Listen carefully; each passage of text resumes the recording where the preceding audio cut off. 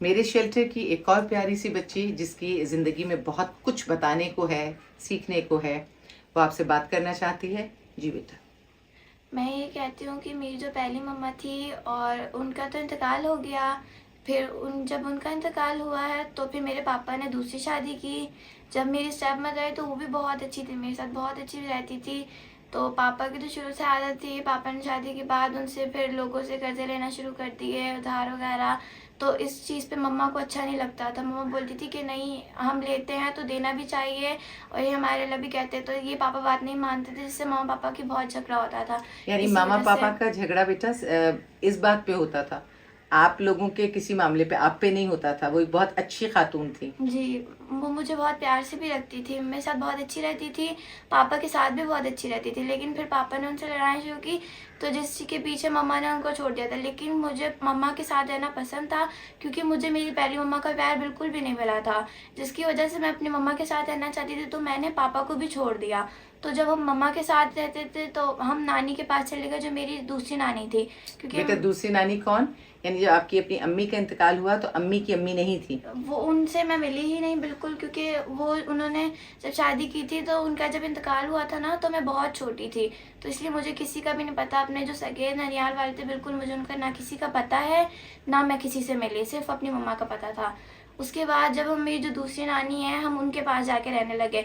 उनके पास रहे तो उन्होंने जितना टाइम था उनके पास उन्होंने हमें रखा। लेकिन जब उनकी बाद में मेरे दो सौतेले बहन भाई भी थे दूसरी मम्मा से, तो उनके बाद जब नानी की बस हो गई तो नानी ने भी लड़ाइयाँ शुरू कर दी मम्मा के साथ। मम्मा से हर चीज़ पे वो भी पैसे मांगना शुरू कर दिए कि तुम हमारे घर में रहती हो, किराया भरोगी, घर के खाने पे हर चीज़ पे बातें सुनाना शुरू कर दी। तो जिसकी वजह से मम्मा ने फिर ये स्टेप उठाया, मम्मा ने कहा हम घर अलग लेते हैं। फिर हम लोग अलग घर में रहने लगे।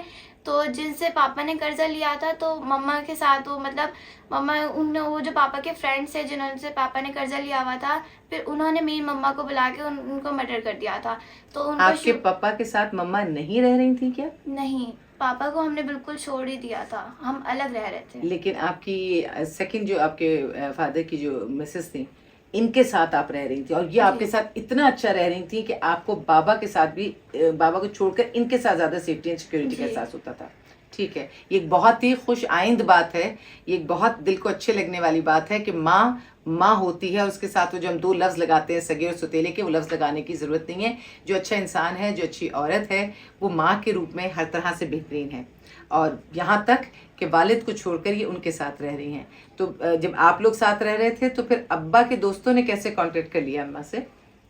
क्योंकि वो उनसे उधार वगैरह लिया था पापा ने, तो वो तो उन्होंने तो किसी तरीके से लिया था, क्योंकि पापा तो बाहर चले जाते थे, कभी किसी मुल्क में चले जाते थे, कभी किसी मुल्क में, कराची में रहते नहीं थे। यहाँ तक कि पापा ने शुरू में मुझे भी बहुत भड़काया कि तुम्हारी मम्मा सही नहीं है, उनके साथ मत रहो, तुम मेरे साथ आ जाओ। लेकिन फिर भी मुझे मम्मा के साथ रहना था, मैं पापा के साथ नहीं गई, हम काफ़ी टाइम तक रहते रहे। लेकिन जब उधार वो पापा की दुश्मनी उनसे ज़्यादा बढ़ गई, तो मम्मा को इन्होंने मर्डर कर दिया। तो मम्मा को उन्होंने शूट कर दिया, क्योंकि पापा की उनसे दुश्मनी थी और पापा उनको अभी तक भी नहीं मिल रहे। तो उन्होंने मम्मा का मर्डर कर दिया इसी वजह से। उसके बाद हम नानी के पास चले गए, मेरे दोनों बहन भाई भी, और जो सौतेले बहन भाई हैं और मैं, हम तीन रहते थे और मम्मा रहती थी हमारे साथ बस। तो मम्मा का जब मर्डर हुआ तो हम अकेले नहीं रह सकते थे, इसलिए हम सौतेली नानी के घर चले गए। तो 2 साल तक मैं उनके पास रही। तो उन्होंने भी मुझसे यही स्टार्ट करा दिया, उन्होंने भी मुझे जॉब पे भेजना शुरू कर दिया। तो वो भी मुझसे फिर जॉब कराने लगे, क्योंकि वो मुझे हर चीज़ पे वो पे बातें सुनाती थी कि तुम्हारे दो बहन भाई हैं, उनका खर्चा नहीं उठाया जाता, तुम भी यहाँ पे आ गए, हर चीज़ पे बातें सुनाती थी। तो मेरे सौतेले नाना भी नहीं थे। उसके बाद भी सब फिर मैं मुझे भी काम पे लगा दिया। तो मुझे नहीं अच्छा लगता था कि मैंने कभी ना कोई काम किया था, और मेरा स्कूल पढ़ाई सारे सब कुछ छुड़वा दिया था। इसी वजह से मुझे मुझे पढ़ने का भी बहुत शौक था, लेकिन कुछ मुझे वो करने नहीं देते थे। उसके बाद फिर जब तक मम्मा थी मेरी ज़िंदा, तो मैंने पढ़ाई की। उसके बाद जब मम्मा का मर्डर हो गया नानी के पास जाने के बाद, तो नानी ने तो पढ़ाई का कोई नाम ही नहीं था। वो तो बिल्कुल ही उन्होंने मुझे अपने बच्चों की तरह बिल्कुल समझा कि बिल्कुल उसको पढ़ने की ज़रूरत ही नहीं है, और मुझे भी काम पे लगा दिया। उसके बाद उन्होंने मेरी शादी करवाने लगी। उसके बाद जब मैंने उनको मना किया कि मुझे भी शादी नहीं करनी, तो उन्होंने पहले तो मुझे बोला कि ना, अपने घर की लड़कियां होती तो अच्छी बात है। तो नानी ने मुझे समझाया, तो मैंने कहा चलो क्या पता नानी ने कुछ सोचा हो मेरे लिए तो अच्छा हो, क्योंकि मैं उनको नानी कहती थी। मैंने कभी ना अपने बहन भाइयों में ना कभी अपनी नानी लोगों में फ़र्क किया कि ये मेरे सौतेले हैं या सगे हैं।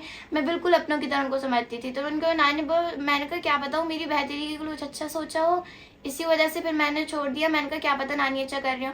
लेकिन जब मुझे बाद में पता चला तो नानी उनसे 10 लाख रुपए ले रही थी, उसके बाद मेरी शादी करवा रही थी।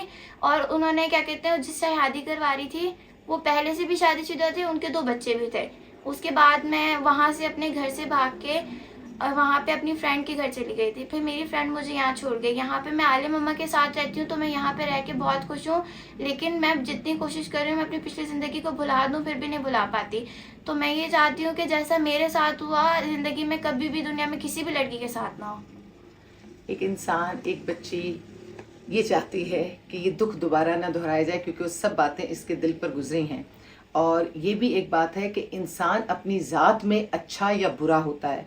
जो अच्छा है उसका सगा क्या और सुतेला क्या, या अगर कोई अपनी ज़ात में बुरा है तो फिर भी उसका सगा क्या या सुतेला क्या। तो हमें अपने आप को बेहतर करने की ज़रूरत है। और माशरे में मुझे लगता है कि ननिहाल या ददियाल ये सारे ही रिश्ते इंसान के पास होने चाहिए, चाहे वो उसकी पहली मदर के थे, चाहे इसके अब्बा की तरफ से ददियाल के रिश्ते थे। क्योंकि जब चारों तरफ से सपोर्ट सिस्टम बनता है तभी किसी की ज़िंदगी बेहतर होती है।